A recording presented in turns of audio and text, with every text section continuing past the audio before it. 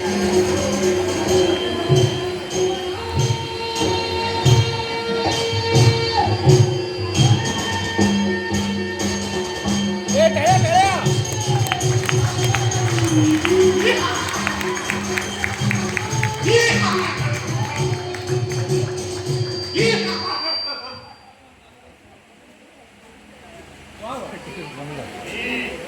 कोण आहे?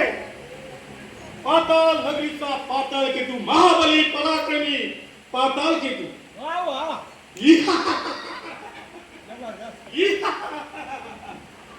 आज माझ्या नगरीमध्ये प्रवेश केला.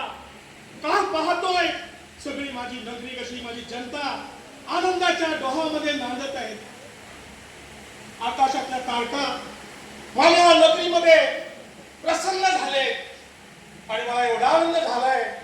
का बरं होऊ नये? ज्या ज्यावेळी जनता सुखी असते, आनंदाने नांदत असते, त्यावेळी तो खरा राजकर्ता असतो.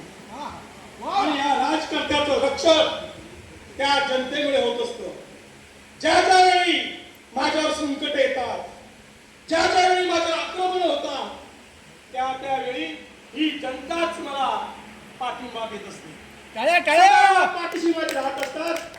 हे जनतेचं रक्षण करणे एका राजकर्त्याचं कर्तव्य असतं आणि खरा तो राजा सोबत असतो. ज्यावेळी माझा जन्म झाला त्यावेळी पृथ्वी थरथर थरथर थरथर कापू लागली. माझ्या सामर्थ्याच्या पुढे डोंगर पर्वत हादरू लागले. माझ्या सिंहगर्जना ऐकताच महासागराच्या लाटा उसळू लागल्या आणि माझ्या या पाताल नगरीतील दैत्य असुर नाग सगळे मला घाबरू लागले. पण मात्र एकच सल होती की माझ्या मनावर, आणि ही सल माझ्या पिताश्रीने ओळखली. सातत्याने मी शांत राहत होतो, एकांतात वास करत होतो.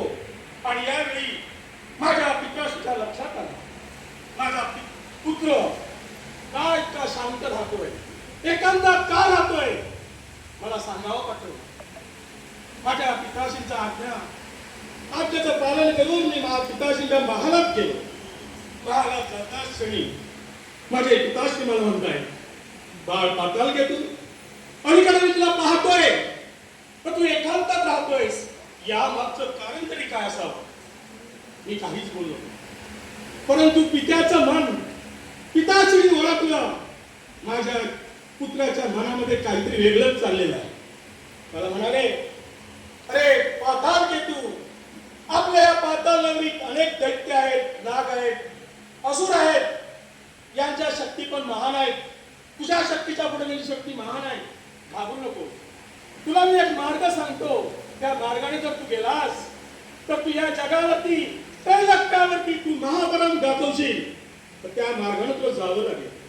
मी पिताश्रीला म्हणालो, सांगा महाराज, सांगा पिताश्री काय केलं पाहिजे. म्हणाले, असाच कैलास पर्वती जा. कैलास पर्वती जाऊन शिवशंभूंची आराधना कर, तपश्चर्या कर आणि तुला जे काय हवं ते मागून घे. मी क्षणाचाही विलंब न करता कैलास पर्वती गेलो. कैलास पर्वती गेल्यानंतर कैलास पर्वतावरील शिवगणाने माझ्यावर आक्रमण केलं.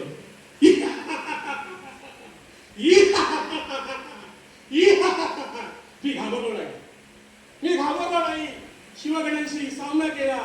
माझा पराक्रम मी गाजवला आणि शिवगणाला पळून सोडून दिलं आणि पूर्ण कैलास पर्वत मी खाली केला. नंतर मी शंभूंची आराधना केली, तपश्चर्या केली. शंभू महाराज प्रसन्न झाले. म्हणाले, वत्स बालका, पाताल केतू, तू का आणि कशासाठी मला या ठिकाणी माझी तपश्चर्या केली आहेस.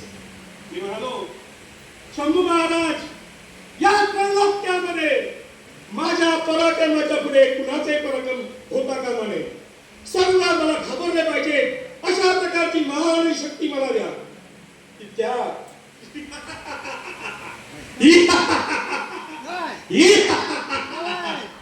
शंभू महाराज तथास्तु म्हणाले.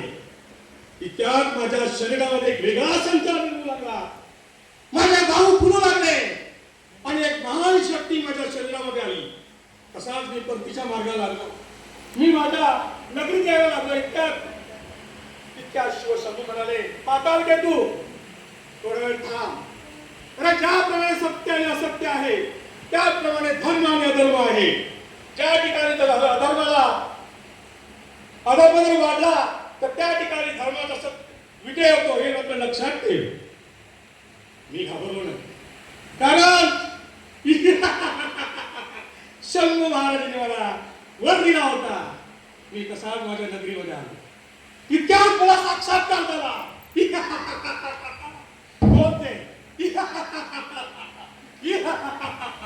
पाहतो तळकाचे सर्व पूर्वज मला हाका मारताय, पाताल घे तू, पाताल घे तू. अरे काय ऐकतोय मी, तुझ्या शरीरात महान शक्ती निर्माण झाली आहे आणि या देवतांनी तुझ्या पूर्वजांचा नाश केलाय. लक्षात ठेव, या पूर्वजांचा नाशाचा तुला बदला घ्यावा लागणार. पाहतो तर काय देवतांनो, पळून पळून पळणार कुठे. थांबा देवतांनो, माझ्या पूर्वजांचा तुम्ही नाश केला.